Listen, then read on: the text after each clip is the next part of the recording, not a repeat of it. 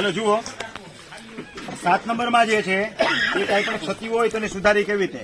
માનો કે 7 નંબરની અંદર તમારા ખેતરના નામમાં ભૂલ છે, તો તમને ખબર કેમ પડશે ખેતરના નામમાં ભૂલ છે? તો ટિપ્પણ વાંચી જવાનું. ટિપ્પણમાં જે ખેતરનું નામ લખેલું હોય જ.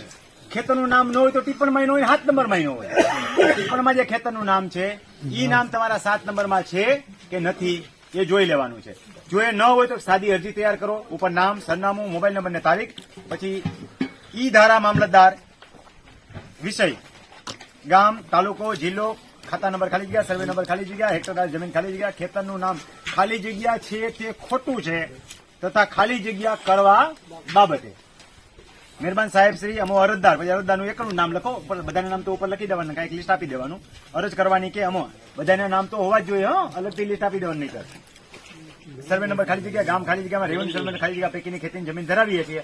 અમારા ગામ નમૂના 7 નંબરમાં ખેતરનું નામ દોરીવાળાનું પડું લખાઈને આવે છે, જે ખરેખર ખોટું છે. એનું નામ ડોશીવાળાનું પડું છે, અથવા કાળી પાટના માર્ગે છે, ખરેખર કાળી પાટના રસ્તે છે. જે શબ્દો હોય તે આવી રીતે લખી નાખો, સહી કરી નાખો. બિડાણમાં ટિપ્પણ પુરાવામાં જોડી દો, 7 નંબર જોડી દો. કામ પૂરું, બધાની સહી હોવી જોઈએ. 3 રૂપિયાની કોર્ટ ફીસ થઈ મારી અરજી કરી દો એટલે નોંધ સુધરશે. હવે આ અરજીની નોંધ જે છે IORA પોર્ટલ ઉપર પણ થાય છે. IORA પોર્ટલ ઉપર જઈ અને યાદ રાખજો, ખાતા નંબર નથી પસંદ કરવાના, સર્વે નંબર પસંદ કરવાના છે. નકર મોટો લોચો થઈને ઉભો રહેશે.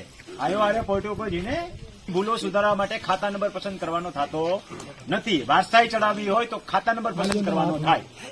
આટલી બાબત ખાસ ધ્યાનમાં રાખવી.